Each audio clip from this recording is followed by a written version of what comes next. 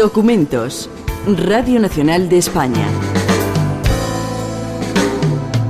La Revolución Cubana, 50 años después.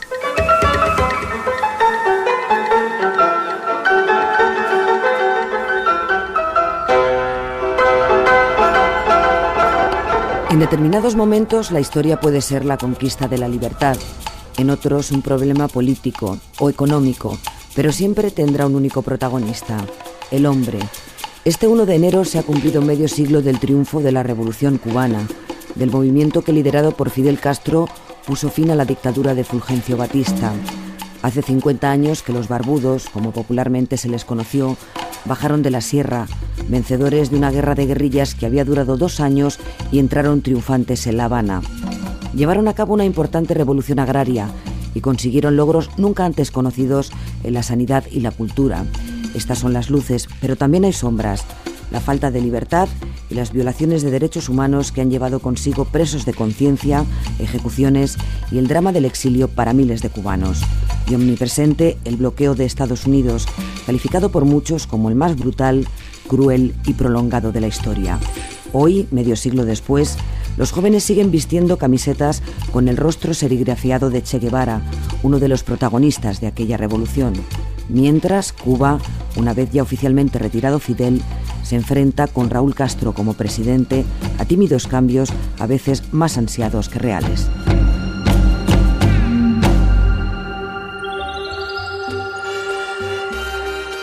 La lucha armada guerrillera que inició un reducido grupo de hombres fue algo así, como un motor pequeño que permitió arrancar el gran motor de la historia, que son las masas.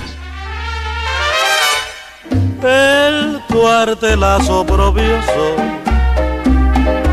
que el tirano a Cuba dio, 10 de marzo tenebroso del año 52, el desembarco valiente de Fidel y el pelotón de cubanos que lucharon por la libertad o la muerte. El 10 de marzo de 1952 se produjo un golpe militar que, con el apoyo de Estados Unidos, derribó a Carlos Prío Socarrás e impuso la dictadura de Fulgencio Batista.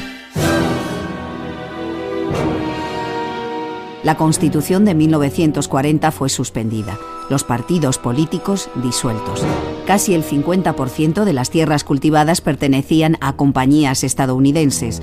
La tasa de analfabetismo alcanzaba a un 23% de la población y el constante crecimiento demográfico iba repercutiendo en un fuerte desempleo. La vanguardia de la oposición popular a Batista la constituían los universitarios de La Habana, en su mayoría influidos por la doctrina ortodoxa. Germán Fabra, abogado y politólogo. Fulgencio Batista ya da el golpe de Estado del 52 y a partir de entonces se establece una tiranía asesina en Cuba. Se asesina, pero constantemente, a cualquier opositor. Todo es con una policía numerosísima, organizada a estilo americano, bien dotada de medios, con 40.000 policías y con un ejército de 100.000 efectivos, también dotado especialmente por Norteamérica. Todo eso son unos elementos de poder, pero un poder tiránico. Nada se satisfacía. Aquello era un gran negocio para Estados Unidos, con vistas al día de mañana que formar un parte de Estados Unidos propiamente como el 51 Estado de la Unión.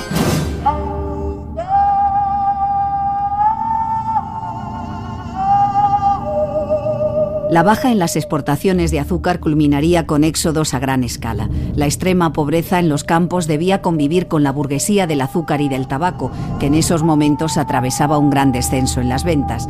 Todo ello unido a la casi ininterrumpida serie de 30 años de gobiernos autoritarios y a la intensa explotación estadounidense del territorio para turismo, prostitución y uso de casinos, impulsó al pueblo a seguir a los revolucionarios. Desde Puerto Rico, Javier Arzuaga es sacerdote y capellán de La Cabaña, la primera cárcel castrista, evoca esa necesidad de cambio. Cuba necesitaba un cambio. Cuba necesitaba acabar con el militarismo de Batista.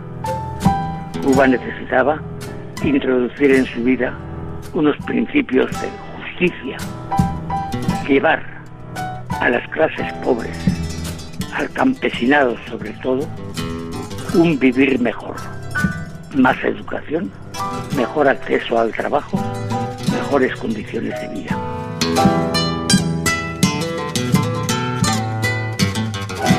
Tenía un apoyo inmenso, tenía un apoyo tremendo. La gente estaba ya harta de Batista. Antonio José Ponte, ensayista. La gente estaba harta del estado de sitio en el que estaban muchas ciudades, de la gente joven muriendo, de la gente joven expuesta a la tortura, expuesta a los caprichos de la policía batistiana. Había un hartazgo ya de lo que Batista representaba, de lo que el régimen batistiano representaba, y Fidel Castro era como la gran esperanza frente a este hartazgo, ¿no?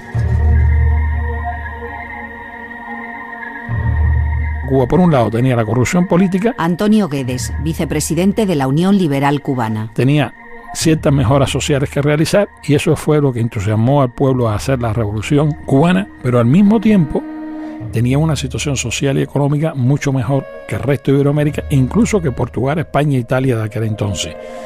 Pero nunca la inmensa mayoría del pueblo cubano soñó, ni pensó, ni creó, ni deseó un sistema totalitario, un sistema marxista-leninista, comunista. Eso no estaba en los planes de la inmensa mayoría del pueblo cubano.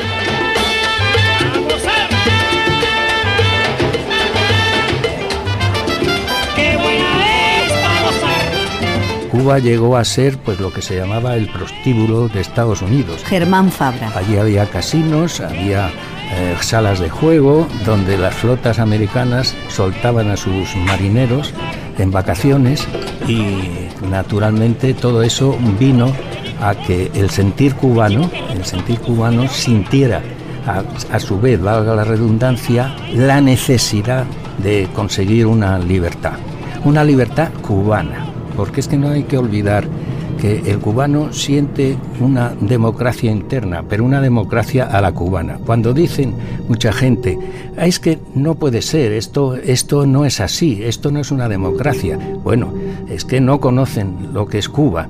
En Cuba la democracia no es como, por ejemplo, ni en Estados Unidos, ni en Alemania, ni en Francia. Es completamente diferente, es una democracia sui generis. El 26 de julio de 1953, con el asalto al cuartel Moncada, comenzó la insurrección contra la dictadura de Batista. El ataque, dirigido por Fidel Castro al mando de unos 200 hombres, fracasó y su líder fue condenado a 15 años de prisión. Amnistiado en 1955, Castro se exilió en México, creó el movimiento 26 de julio, reorganizó a los insurgentes y entró en contacto con el argentino Ernesto Che Guevara. Surge lo que se llama el sentido revolucionario, Germán Fabra, que no se le puede llamar de otra forma, de defensa de los intereses patrios. Defensa de los intereses patrios que llevan a su vez la defensa de los intereses personales. El pueblo se siente oprimido, se siente vejado, y entonces, ¿qué es lo que ocurre? Pues muy sencillamente, surge la revolución. Empieza la revolución, como todos sabemos, con el primer ataque al cuartel de Moncada y al cuartel de José María de Céspedes, que fracasan el 26 de julio de 1956, por eso el movimiento cubano revolucionario se llama el movimiento 26 de julio, y combaten pues todo en la medida de sus posibilidades. Este movimiento primero fracasa. El desembarco de los 82 expedicionarios del yate Granma en Playa de las Coloradas el 2 de diciembre de 1956 marca el nacimiento del ejército rebelde, protagonista decisivo de la guerrilla que condujo a la victoria revolucionaria del 1 de enero de 1959. y mi pelotón fue el último en bajar. Raúl Castro. Y de todos los expedicionarios, el Che y yo los últimos en abandonar el Granma, que por cierto, cuando nos bajamos por la proa, el Che y yo comentábamos que en definitiva cómo se llamaba este barco, y no le habíamos el nombre, y él dijo, seguramente en la popa lo tiene. Entonces yo fui caminando hasta la popa del barco para ver y vi, y así le comuniqué el que se llama Granma.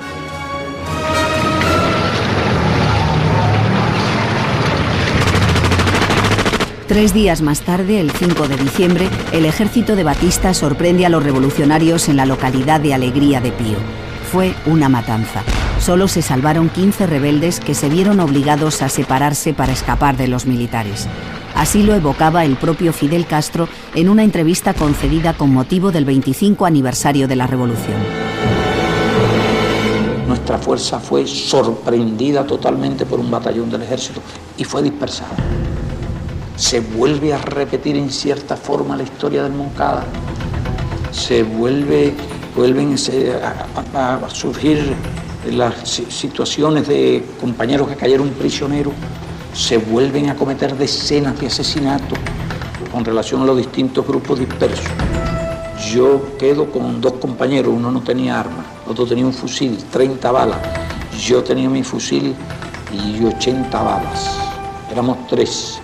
Raúl estaba con otro pequeño grupo, los dos habíamos vivido la experiencia del Moncada, la experiencia de la prisión, y entonces tuvimos la misma idea, que aun cuando yo me quedé con 2 hombres, persistí en la idea, no me daba por vencido.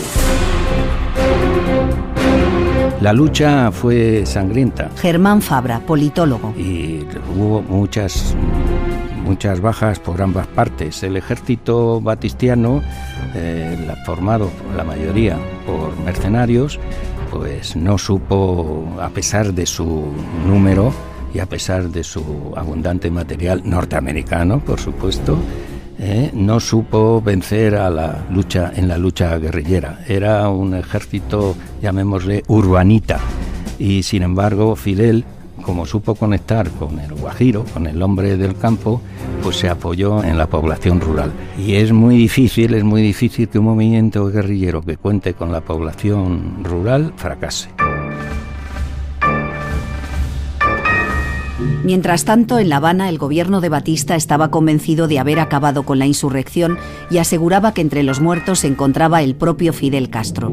Los periódicos mexicanos destacaron que Guevara había corrido la misma suerte. Parecía que el movimiento 26 de julio, como ya sucedió en el asalto al cuartel Moncada, había nacido condenado al fracaso. Sin embargo, una entrevista concedida en febrero de 1957 al corresponsal del New York Times, Herbert Matthews, desvela a la opinión pública cubana e internacional que el comandante en jefe, Fidel Castro, no solo está vivo, sino que incluso está reorganizando su movimiento en una auténtica guerrilla a lo largo de los valles y los bosques de Sierra Maestra. Antonio José Ponte, ensayista.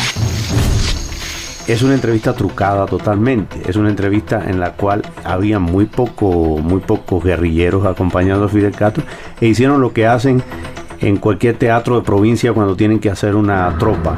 Es decir, quien sale por una pata del escenario entra por la otra y hace creer un continuo de mucha gente. Y le hicieron creer a Matthews que había más guerrilleros de los que existían. Es decir, fue todo un montaje alrededor de un periodista. Antonio Olano. Soy periodista, conocí el régimen de Batista y después me tocó la suerte, creo que fue una suerte, de poder dirigirme a Sierra Maestra, en donde estaban los rebeldes que les llamaban entonces, que luego fueron los triunfadores. En Sierra Maestra no era difícil acceder allí. En Sierra Maestra había un ambiente agradable. No sé si se puede decir agradable cuando están en plena lucha, pero un ambiente de cordialidad, eso que se dice camaradería, pues la había. Hay una coincidencia muy feliz, que es que la imagen visual de los guerrilleros, Antonio José Ponte, con esas barbas, esos pelos largos, con esos collares, todo viene a coincidir con la imagen que en ese momento, unos años un poquito después, ya en Saint-Germain-des-Prés, en París, ya aparece también esa imagen. Es decir, se convierten también en unos objetos de moda, coinciden con las líneas de la moda también. Así que se crea un entusiasmo político fomentado por toda la iconografía, por todas las fotos, por todas las imágenes que son muy que dan la vuelta al mundo. Y tienen dentro de toda esta campaña publicística, el Che es una pieza de convicción tremenda, ¿no?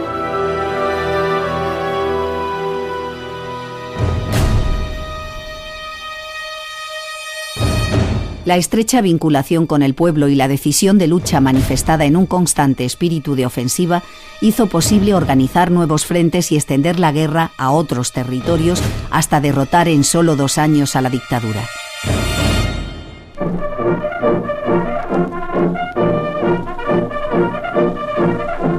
Aquí Radio Rebelde, órgano oficial del Movimiento Revolucionario 26 de Julio y del Ejército Rebelde, formando su cadena de la libertad con las estaciones filiales Indio Azul, Indio Apache, Segundo Frente Fran País, Tercer Frente Mario Muñoz, Cuarto Frente Simón Bolívar, columnas 9 y 10 Santiago de Cuba, columna 2 Antonio Maceo y columna 8 Ciro Redondo de las Villas, y 20 plantas más en todo el territorio nacional, transmitiendo diariamente a las 7 y a las 9 de la noche en la banda de 20 metros y a las 8 y a las 10 de la noche en la banda de 40 metros desde las montañas de Oriente del territorio libre de Cuba. ¿Qué es lo que tiene Fidel? Que no le encuentra la punta. ¿Qué es lo que puede tener? Es un gran publicista. Es quizás el mayor publicista cubano en cualquier campo. Antonio José Ponte, ensayista. Lo hizo primero, no lo hizo con grandes batallas. Cuando uno revisa la historia de la lucha revolucionaria, no hay grandes batallas. Son un puñado de gente también. Las 2 columnas invasoras, cada una tiene 150 combatientes solamente, es decir, 300 combatientes por todas. No es equiparable con ninguna de las luchas anteriores ni con ninguna de las revoluciones anteriores de que Cuba había tenido. Solo puede explicarse a través de la incidencia en los medios de comunicación masiva. Y ahora sueña el dictador con lo que tiene Fidel, pero eso no se conquista, con eso hay que nacer. Fidel demostró que tenía una gran valía militar. Germán Fabra, politólogo. Dirigió las operaciones durante los 3 años, con todas las cosas y adversidades que hubo en la guerra de guerrillas, consiguió unir al pueblo cubano contra la tiranía. Recibió, a su vez, una ayuda inestimable por parte de Ernesto de la Serna, el Che. Y esta ayuda fue también como una base junto con Raúl, claro, por supuesto, para formar el triunvirato que después iba a manejar el país. La figura de Fidel Castro sí que se podía resumir en una frase que dijo cuando él estaba en México, en el exilio. Guillermo Nova, periodista. Antes de coger el yate Granma hacia Cuba, ¿no? Él parecía una locura llegar con 70 hombres y hacer una revolución y vencer, y él lo definió en una frase que decía: si salgo, llego, si llego, entro, y si entro, triunfo, ¿no? Y se cumplió. Llegaron de los 70 y pico combatientes, llegaron a la sierra poco más de 12, y con 12 hombres fue capaz de hacer una revolución y cambiar casi el destino, ya no solo de Cuba, sino de casi del mundo, ¿no? Desde el rico hasta el obrero fue humillado por la fiera, pero Castro en Cuba entera sus hombres organizó, hasta que al fin libertó nuestra gloriosa bandera. ¡Que viva Fidel! ¡Que viva Fidel! ¡Que viva Fidel! Y la bandera cubana.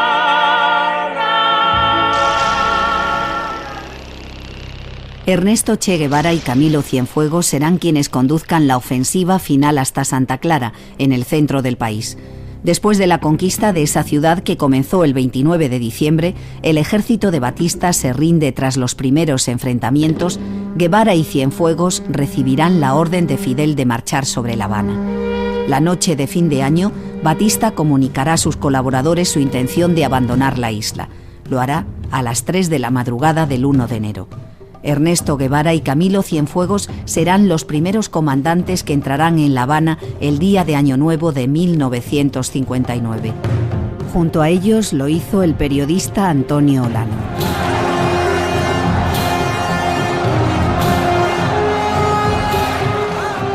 He hablado de una guerra que parecía benigna. Se me caen poco las lágrimas, pero se me una lágrima furtiva que dice la canción, sí, se me cayó cuando yo entré con los triunfadores en La Habana, y resulta que aquellos campesinos, aquellos luchadores que se metieron en La Habana, Hilton, etcétera, etcétera, tenían un comportamiento que no creo que en ninguna guerra del mundo se haya observado hasta entonces. Daba una pena alegre verlos que resbalaban en los mármoles de los hoteles porque ya traían las botas de batalla, de combate, y naturalmente pues no estaban acostumbrados a aquello. Pero ya Fidel les había dicho que nada de alcohol, tampoco en la sierra tomaban mucho alcohol, y entonces fue lo más civilizado del mundo. Hoy mi Cuba es la nación más libre del universo. También Javier Arzuaga, entonces sacerdote, salió a las calles de La Habana para recibir a los rebeldes. El 1 de enero del 59, dentro de mí lacía un ideal, digamos, revolucionario. Y recibí, sumando mi aplauso y mi grito de victoria, a la masa cubana que saltó a las calles para recibir a los barbudos famosos de la sierra, después que Batista, traicionando su propia causa, se escapó el día 31 de diciembre a medianoche al estrenar el nuevo año. Ya mi Cuba tiene, mira, oye como dice, su libertad. Oye, el cubano es dichoso. Ya mi Cuba tiene, triunfa la revolución, su libertad. Antonio Guedes, vicepresidente de la Unión Liberal Cubana, destaca asimismo el enorme apoyo que tuvo la revolución, un apoyo basado, en su opinión, en un ideario que más tarde sería traicionado. El germen quizás principal y fundamental de la lucha contra la dictadura de Batista, de la cual apoyó mucho más del 90% del pueblo cubano de aquel entonces, y por eso apoyaron a la revolución. La revolución presentaba un ideario, podríamos decir, entre liberal y socialdemócrata: elecciones a los 18 meses, un Estado de Derecho, economía abierta, pluralismo, mejoras sociales en una serie de campos, y eso lo apoyaba la mayoría del pueblo cubano. A su vez, hay que decir la verdad, los datos están ahí, las hemerotecas están ahí, las informaciones están ahí, la experiencia está. Cuba, desde el punto de vista económico y social, tampoco era una sociedad muy atrasada, al contrario, era lo que los economistas llaman una sociedad en despegue económico.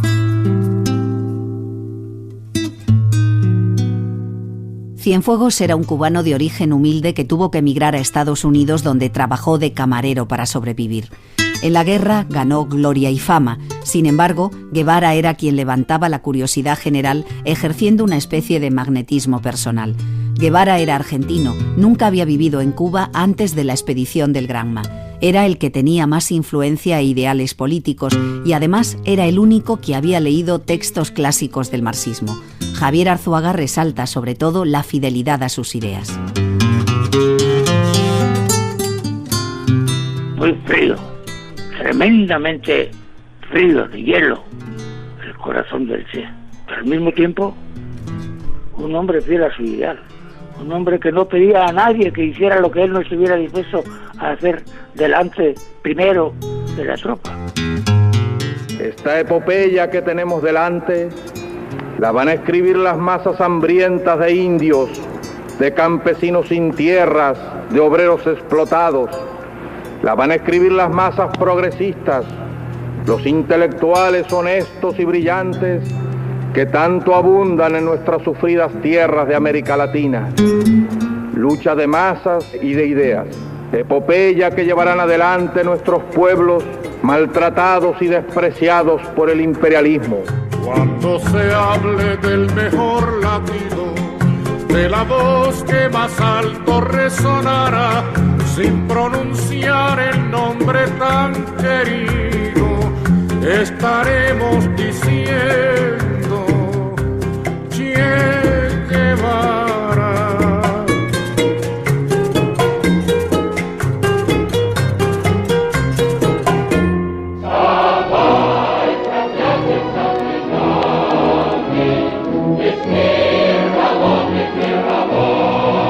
Solo Raúl Castro, hermano menor de Fidel y comandante del Frente Oriental de la Revolución, alimentaba simpatías parecidas a las de Guevara debido a su pasada adhesión a las juventudes comunistas y a un viaje realizado por los países de la Europa del Este.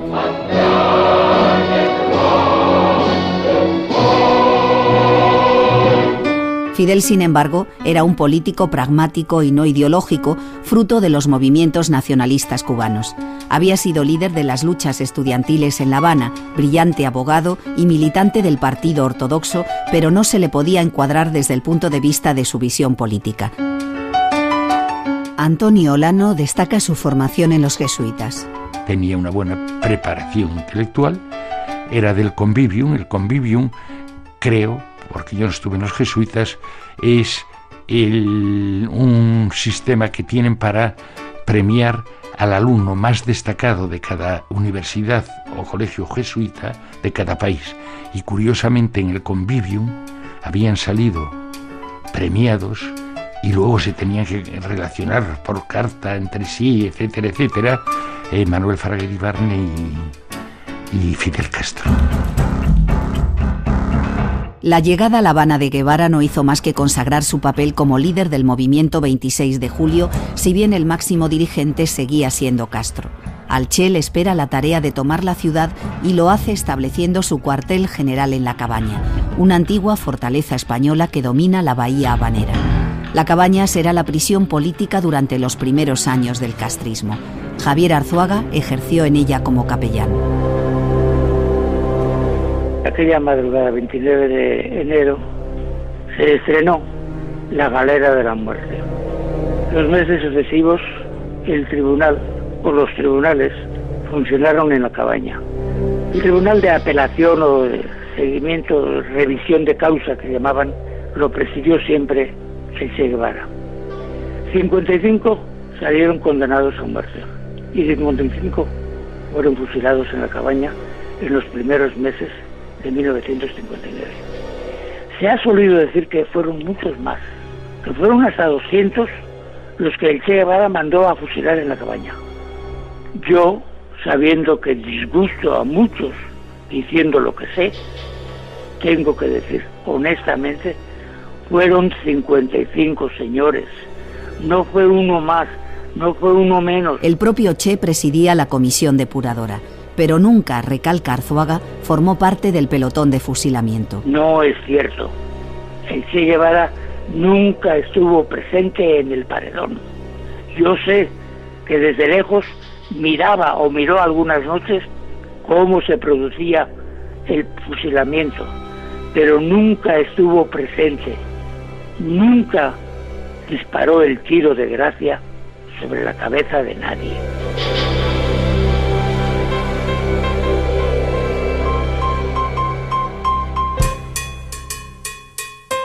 Fidel llegó al poder en medio de un gran fervor popular y la simpatía internacional, pero su inmediato enfrentamiento con los Estados Unidos cambiaría el rumbo de la revolución.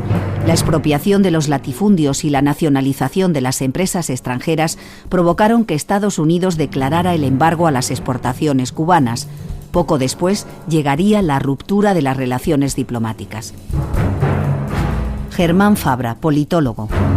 Pasa que Estados Unidos, al principio, Fidel va a visitar el año 60, visita a Estados Unidos, está en Nueva York, y le recibe el presidente, le reciben los altos cargos de la administración norteamericana, y en principio Fidel aparece como a la vista de los estadounidenses y de una gran parte de los europeos, aparece como el Salvador. Y efectivamente es el Salvador, pero luego existe una deriva cuando empiezan con la ley de reforma agraria, ya del mismo año 59, se empieza a repartir las tierras de los grandes terratenientes norteamericanos y se empieza entre los campesinos, se empiezan a privatizar las empresas norteamericanas, que eran casi todas, y entonces Estados Unidos se da cuenta de que le están metiendo una piedra en la bota y empieza a cambiar. Un país tan pequeño, de apenas 10 millones de habitantes. Guillermo Nova, periodista. Económicamente insignificante, ¿no?, en lo que puede ser un contexto económico internacional, y a tan solo 150 kilómetros de la mayor potencia militar, económica y política del mundo, y desafiarla, pues puede ser también un poco eso lo que le da ese halo romántico en general, ¿no? El propio Castro se refería así al tenso momento que vivían las relaciones entre Cuba y los Estados Unidos. Ellos han utilizado armas políticas, armas militares, armas económicas, pero nosotros hemos logrado desarrollar un pueblo muy unido, en que no hay ningún factor diversionista, no hay elemento de división. Hemos creado una gran igualdad, una gran unidad. En nuestro pueblo, hombres y mujeres están dispuestos a pelear. En nuestro país, hombres y mujeres están dispuestos a luchar hasta la última gota de sangre. Y eso el imperialismo lo sabe, y por eso nos respeta. Y yo no creo que tenga ya ni la más remota posibilidad de aplastar a la revolución. Y en todo caso tendría que aplastar el país. Y nosotros, con relación a eso, tenemos una frase de Antonio Maceo, que fue uno de nuestros más valerosos combatientes de la independencia: quien intente apoderarse de Cuba recogerá el polvo de su suelo, anegado en sangre, si es que no perece en la demanda. La invasión de Bahía de Cochinos en 1961 le llevó a proclamar el carácter socialista de la revolución. Poco después se declararía marxista-leninista. La crisis de los misiles en octubre del 62 llevó al mundo al borde de la guerra nuclear. Ahí, Fidel apostó por la confrontación, pero Khrushchev prefirió el acuerdo con los Estados Unidos. La alianza de Fidel con la Unión Soviética, que compraba a precios subvencionados el azúcar cubano, permitió al régimen castrista sobrevivir algunas décadas con cierta holgura, pero con la caída del sistema soviético todo se vendría abajo. Fidel no aceptó los cambios, como quedaría demostrado con la visita de Gorbachov a la isla.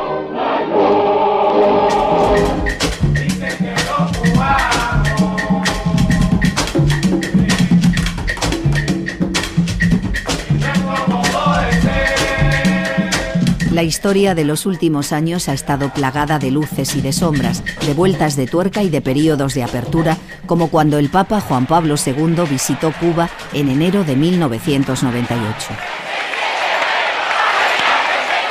Igual que la Iglesia, la revolución tiene también muchos mártires. Santidad. Pensamos igual que usted en muchas importantes cuestiones del mundo de hoy, y ello nos satisface grandemente. En otras, nuestras opiniones difieren, pero rendimos culto respetuoso a la convicción profunda con que usted defiende sus ideas.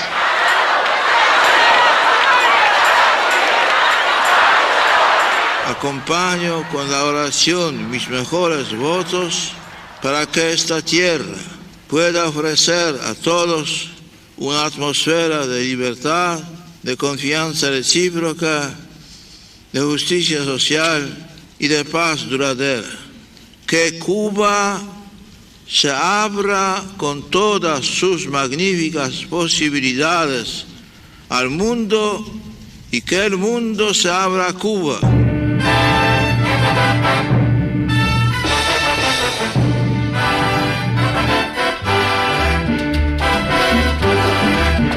La revolución creó un estado cultural que jamás había existido en Cuba. En los regímenes autoritarios anteriores, Machado, Batista, los dictadores nunca habían utilizado a los artistas, los intelectuales nunca habían sido piezas en esas dictaduras. En la revolución castrista, sí. Ya se acabaron los privilegios, ahora los pobres van al colegio. El Estado revolucionario creó instituciones culturales que en el periodo anterior eran muy pobres y escasas. Apenas había editoriales, el cine de autor no existía, salvo algún experimento, casi todo eran películas comerciales. El ballet de Alicia Alonso, que contó en su día con apoyo oficial, lo había perdido.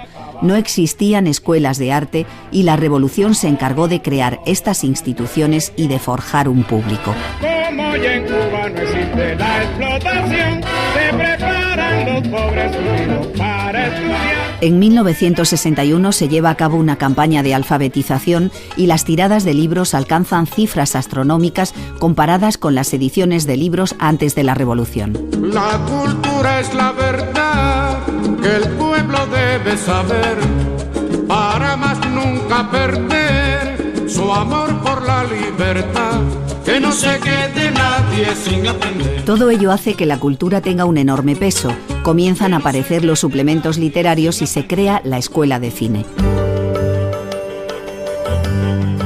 Pero junto a la creación de todas estas instituciones aparece una nueva figura que nunca había existido antes de la revolución: el comisariato, los comisarios de la cultura, los que vigilan lo que se puede y lo que no se puede decir. Una censura que llevara hasta el límite de no decidir sobre los textos, sino sobre las personas. Antonio José Ponte, ensayista. De manera que si tú escribías un texto peligroso, y ese texto peligroso decidían las autoridades que no debía ser publicado, luego cuando tú escribías un texto que no fuera peligroso ya tú habías caído en una lista negra. De manera que no censuraban la obra, sino censuraban los nombres. Los medios de comunicación, por ejemplo, en la época de Batista, los medios de comunicación, por supuesto, tenían los censores, como en todas las dictaduras. Antonio Guedes, vicepresidente de la Unión Liberal Cubana. Pero eran medios privados. Hoy en día todos los medios de comunicación, radio, televisión, son del Estado, se han reducido notablemente, pero notablemente. En Cuba, en aquel entonces existían decenas de periódicos, hoy en día existen 3, 4, 5 periódicos, unas pocas páginas, eso cualquiera lo puede comprobar. En Cuba existían 6 canales de televisión, uno de ellos en colores. La televisión en Cuba entró en el año 49-50, en España en 1957, eso es un dato. Entonces, todo eso se ha retrocedido en los medios de comunicación, porque sigue en manos del Estado, a pesar de que existía el censor y la falta de libertad en la época de Batista también. A día de hoy no quedan muchos intelectuales en las filas de Fidel Castro y los que continúan no permanecen junto a él por las mismas razones.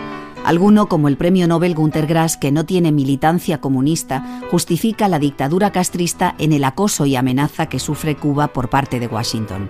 Otros, aunque sin hacer apología del régimen, mantienen intacta su lealtad por el líder máximo. El abanderado de esta corriente acaso sea García Márquez, conocedor a fondo de los males que aquejan al pueblo cubano, pero defensor a ultranza, como explica el ensayista Antonio José Ponte, de su amigo Fidel Castro. García Márquez le ambiciona el poder. A García Márquez le encanta el poder. García Márquez encuentra en Fidel Castro que es como una especie de liga de hombres grandes, que él va por la literatura con su Nobel y Fidel Castro por el ejercicio del poder político.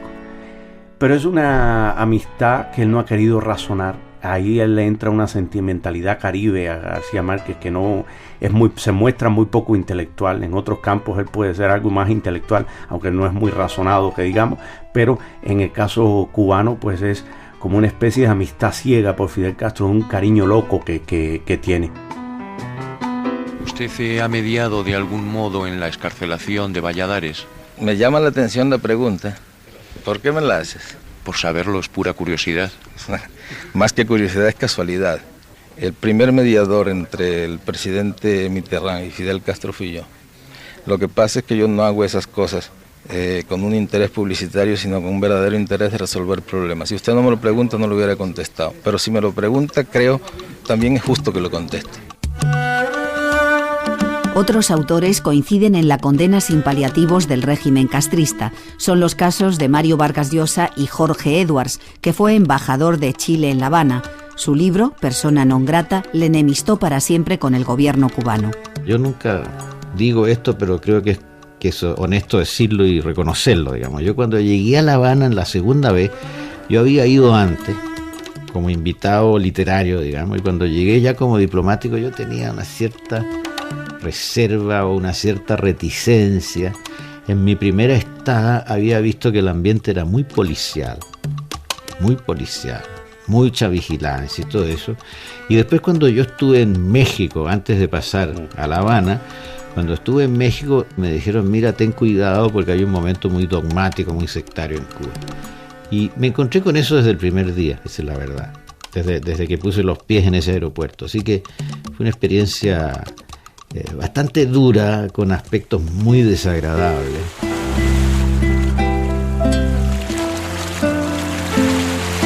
En casi medio siglo de gobierno, Fidel ha tenido que enfrentarse a varias crisis severas. Las tentativas de asesinato han sido innumerables. En 1980, miles de balseros huyeron del país por el puerto de Mariel. Y episodios similares se sucederían en el futuro, dando lugar, dice Antonio Guedes, vicepresidente de la Unión Liberal Cubana, a uno de los grandes dramas que viven los cubanos. Los cubanos ya hemos sufrido otra gran tragedia, que es el desgarramiento familiar, la separación familiar. Piénsese que alrededor del 20% de la población cubana vive en el exterior. Está exiliada o emigrada. Y un porcentaje igual o superior desearía salir de Cuba, sobre todo jóvenes. Eso ha provocado una separación familiar, afectiva, humana, unos dramas tremendos entre hijo, hermano, padre, horroroso. Cielo de La Habana, año de Lian, Fidel. Hoy en Cuba la esperanza es esperar. Hasta para los que un día creímos en tu sueño, que por cambiar de dueño no se deja uno matar. Y tú ahí en la poltrona vestidito de caqui, lucubrando discursos sobre prosperidad. También ha habido crisis internas aparte de los avatares económicos. La más importante tuvo lugar en julio de 1989. Tony de la Guardia y Arnaldo Ochoa, generales del régimen pertenecientes al círculo más íntimo de Fidel, fueron fusilados en un episodio aún difícil de explicar. Y en los últimos años, la oleada represiva que en marzo de 2003 cayó sobre 75 disidentes que fueron condenados en juicios sumarísimos a altas penas de cárcel. 7 de ellos fueron liberados el pasado 15 de febrero. 4 días más tarde, Fidel anunciaba sorpresivamente su renuncia a la presidencia, alegando razones de salud, a través de un discurso publicado en la edición digital del diario Granma que reprodujo la televisión cubana. Les comunico que no aspiraré ni aceptaré, repito, no aspiraré ni aceptaré el cargo de presidente del Consejo de Estado y comandante en jefe. El 24 de febrero, la Asamblea del Poder Popular designó a la nueva cúpula del gobierno. Raúl Castro, que venía desempeñando la presidencia interina desde julio de 2006, cuando Fidel fue intervenido por primera vez, fue el elegido. Se abría la puerta a posibles reformas graduales dentro de las fronteras del socialismo. Antonio José Ponte, ensayista. Hace 2 años y medio, hace 3 años o 4, cuando se hablaba de Raúl Castro, de la posibilidad de que Raúl Castro sucediera a Fidel Castro. Raúl Castro era una posibilidad peor que Fidel.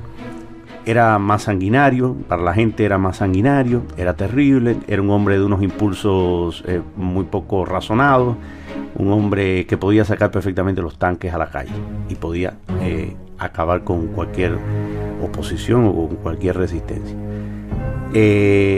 Eso ha cambiado. En estos 2 años la gente ha puesto esperanzas en Raúl Castro. La necesidad, parece, de la gente de tener esperanzas es tan grande que de este hombre que tenía una fama de sanguinario y esbirro total, ahora tiene una fama, o ha ido o estuvo tomando una fama de buen administrador que era asombrosa. Antonio Olano, periodista y testigo directo de la Revolución Cubana. No sé la capacidad de su hermano, que parece discreto, pero creo que es también tremendo cuando quiere. No creo que pueda aguantar muchísimo a la muerte de Fidel. Raúl Castro es Raúl Castro. Guillermo Nova, periodista. Tiene sus formas, tiene sus maneras. En lo personal son hermanos, nadie piense grandes diferencias en lo personal o en lo humano, en lo sentimental. Y en lo político, ellos los dos forman parte de, digamos, de un mismo proyecto político. Pero no un proyecto político que ha pasado ahora, hace 2 años, ¿no? con el tema de los cambios en la dirección, sino que ya viene incluso desde el propio movimiento 26 de julio, ¿no? O del propio asalto al cuartel Moncada, o desde la Sierra, ¿no?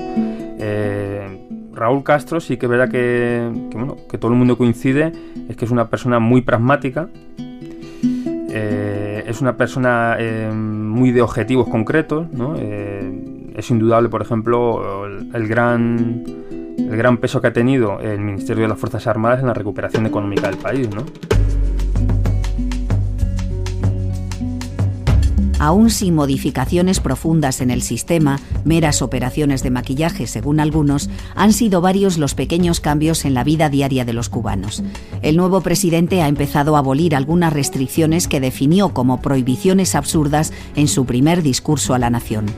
En diciembre hablé del exceso de prohibiciones y regulaciones y en las próximas semanas comenzaremos a eliminar las más sencillas.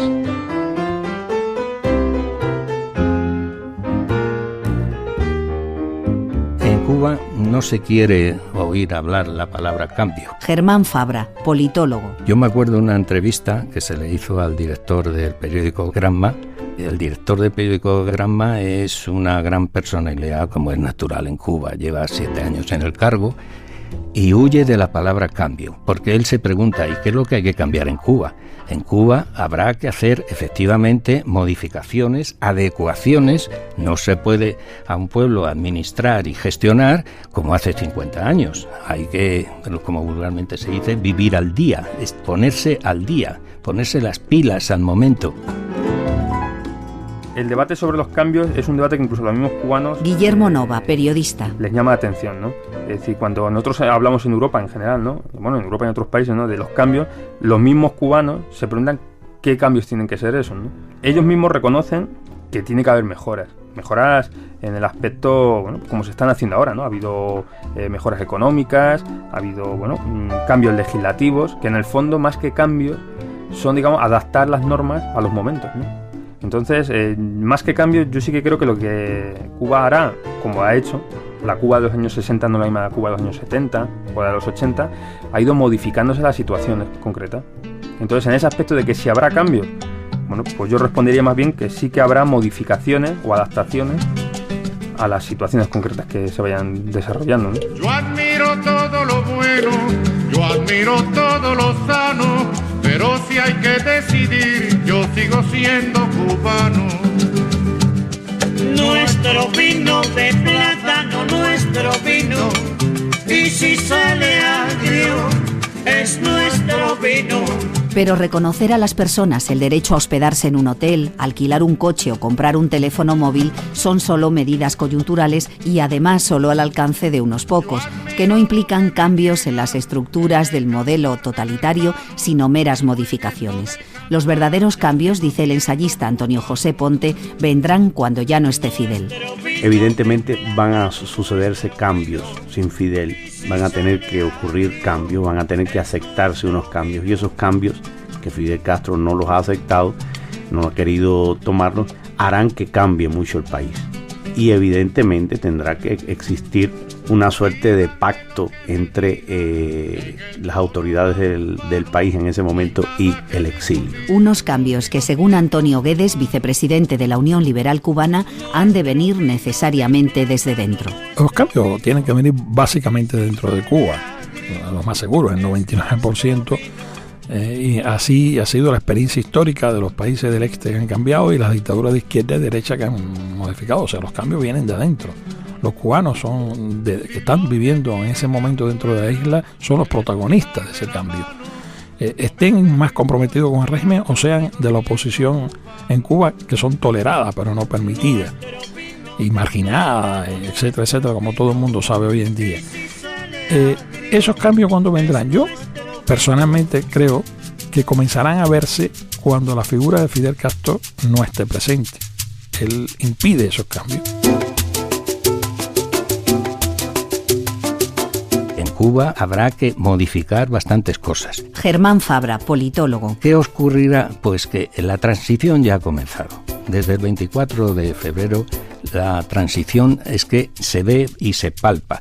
No hay más que coger y ir a Cuba y se puede apreciar pues en muchas facetas. Y entonces, ¿qué es lo que ocurre? Pues muy fácil, que es de dentro y de fuera lo que hay que conseguir una hoja de ruta en la cual el sucesor de Fidel Castro, Raúl, pues la tiene perfectamente pergeñada. Pero ocurre que no se pueden hacer las cosas a toda prisa y corriendo. No, tienen que seguir sus pasos. Lo que en 50 años no se ha podido hacer, pues se podrá hacer ahora. Pase lo que pase en Cuba, han demostrado que todo será hecho por los cubanos, desde los cubanos y para los cubanos, ¿no? Guillermo Nova, periodista. Y yo creo que se ha demostrado con 50 años, 40 y pico de bloqueo estadounidense, donde las medidas de presión y los pulsos no han servido. Ha quedado claro con la política europea común, donde al final la propia Unión Europea ha tenido que, digamos, rectificar, ¿no? o virar un poco su actitud, ¿no?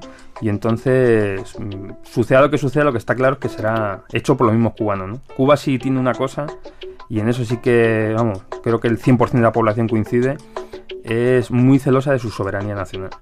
Y es muy celosa de su cubanía, ¿no? De su toma de decisiones, ¿no? Entonces, suceda lo que sí que está claro es que será hecho por cubanos. Pienso que la historia tendrá que seguirnos juzgando nuestra obra como revolucionario, pero yo tengo la completa convicción de que las futuras generaciones de nuestro país e incluso de otros países reconocerán lo que ha significado nuestra lucha, el mérito de nuestro combate revolucionario en condiciones tan difíciles, en las vecindades del país imperialista más poderoso del mundo. Y la obra de la revolución perdurará. La Revolución Cubana, 50 años después. Un programa de Valle Alonso. Realización y edición digital, Maica Aguilera, Amparo Hernández, Mercedes de Prado y Víctor Úbeda. Narradora Modesta Cruz. Dirección de la serie, Juan Carlos Soriano. Documentos es una producción de Radio Nacional de España. Cuida, mi hermano, tu tierra y tu libertad.